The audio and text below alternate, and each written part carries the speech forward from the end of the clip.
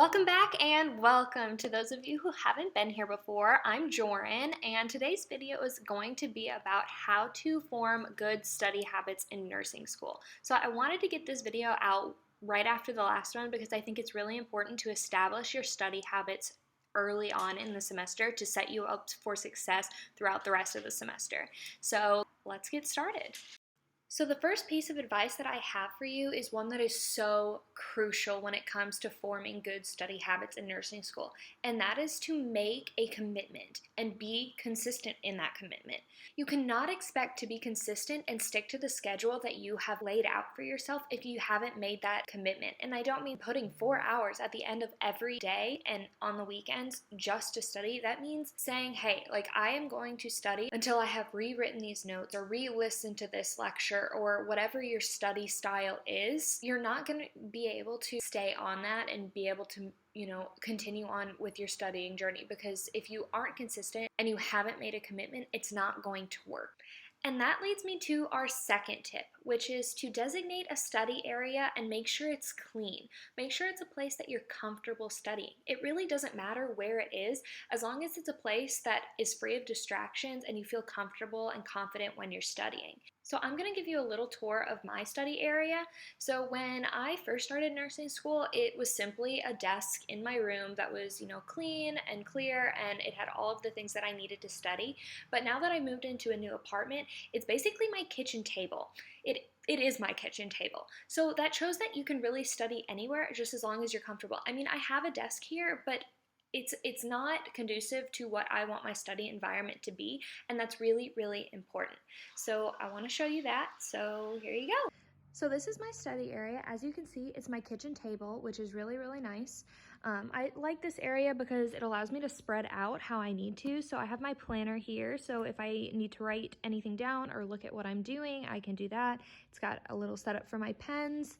I have my laptop here, so I'm able to type and things like that. It's got my little coaster.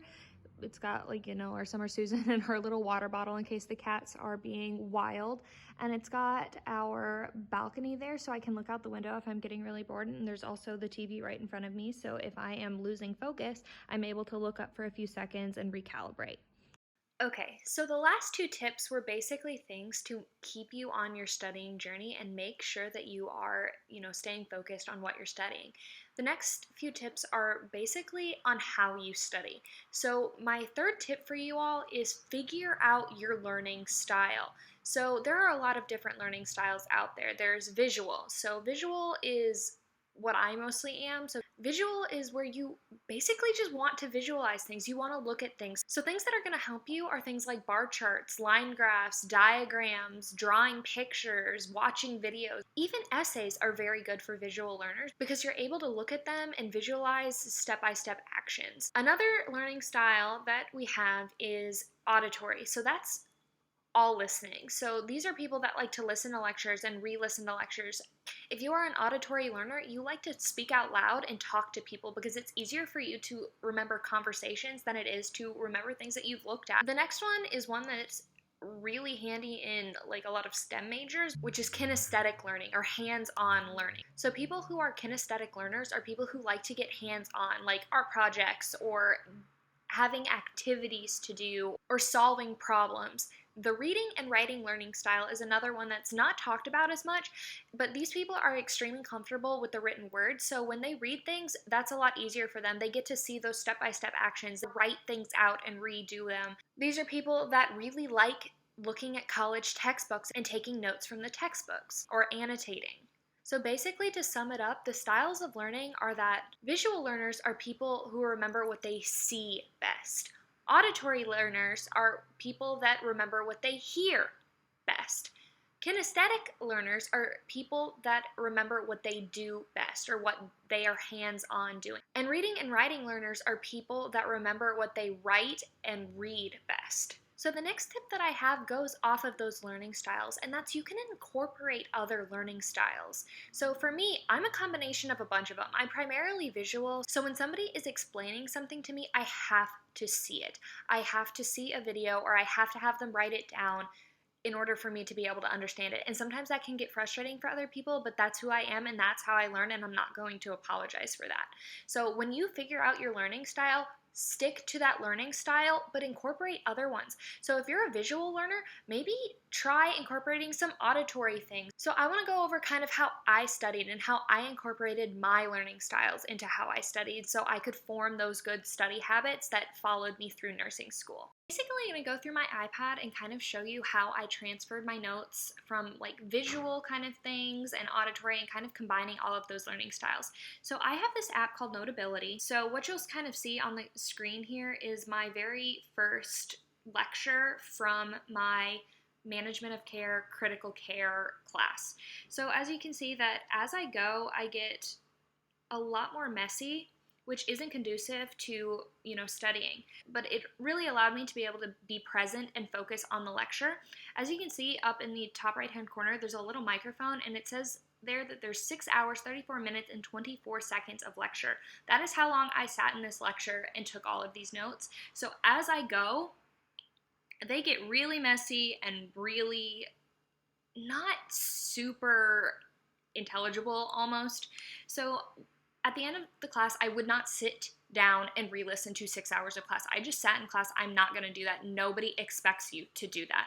So I would take a chunk, like an hour or two, depending on how long it was taking me, and I would re-listen to that part of the lecture and rewrite the notes. So I would rewrite them very nicely in this notebook, as you can see, and it's really pretty. I have different things in different colors. I have my little diagrams here, and I would just take notes upon notes upon notes upon notes where I could actually read them and that they were in my own wording so I could understand. So being able to use that auditory part and re-listen to things and pick out those things that, some people might not really get when they just looked at the notes that they took in class, you miss some things. So being able to go back and redo some of those things is really, really helpful. Then what I would do, to the dismay of a lot of my friends and family, is I would sit and I would read all of it to them. And I would ask them to ask questions about things they didn't understand. And I would do that ad nauseum. I apologize for that because asking them to explain things that they're explaining and showing me little pictures and things like that, that's one thing. But asking them to sit down for a notebook this big, it's a lot. So that kind of goes back to my last video, which I'll link right here, which basically is just, they were my group and they were the people that I can lean on even if they didn't understand a clue of what I was saying. So them asking questions to me, they would seem like really, really, basic questions, but they don't know. So teaching is one of the greatest tools in learning yourself, because if you can teach it to someone, that proves that you truly know it. So those are the tips that I have for actual study habits that you can get into and making sure that you're forming the best ones for you. And the next two that I have for you are basically how you succeed, how you use these study habits to succeed. The first tip that I have for you for this particular section on how to succeed is schedule in breaks into your studying so that you have some times to relax. And I don't mean like long hours, but you have to kind of get a feel of when you start to lose focus, which is completely normal. We aren't meant to just sit there and look at a computer screen or a notebook for hours on end. So figuring out at around what time, whether that's 30 minutes or an hour, that you know that you're losing focus, your eyes are glazed over a page, but you're not really comprehending what you're doing, and then all of a sudden you're 7 pages later and you're like, what the heck did I just read? Yeah, we all do that. So figuring out when that begins to happen and scheduling in short 5 to 10 minute breaks between those is really, really good. And the last tip I have for you all is something that is really easy at the beginning of the semester, in my opinion, but gets harder as you go on because you can start really strong, but try to work ahead as much as you can, because I cannot tell you how good of a feeling it is to be sitting in class and people are stressing over all of these projects and you're like, I already got them done, I don't have to worry about it. And that gives you more time to focus on, bigger projects that you have later on. So like if you have like little quizzes online, go ahead and take those. Just sit down and just bang them out and do them, because that's time consuming when you're trying to do it throughout the thing. You're like, okay, well, I have to do this quiz. And if you forget it, like, oof. But if you just sit down and get them done, then you don't have to worry about them for the rest of the semester, and you can focus on things that really need and require your focus.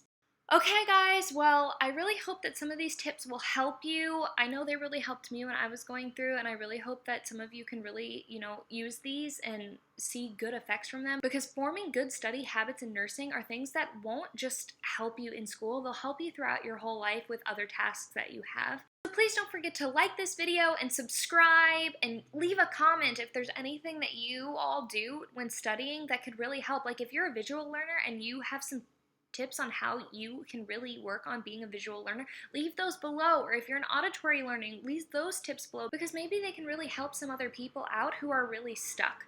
So as always, thank you all so much for watching. I really love talking to you and sharing these tips, and I really hope that they help someone out. So I'll see you in the next one. Bye guys.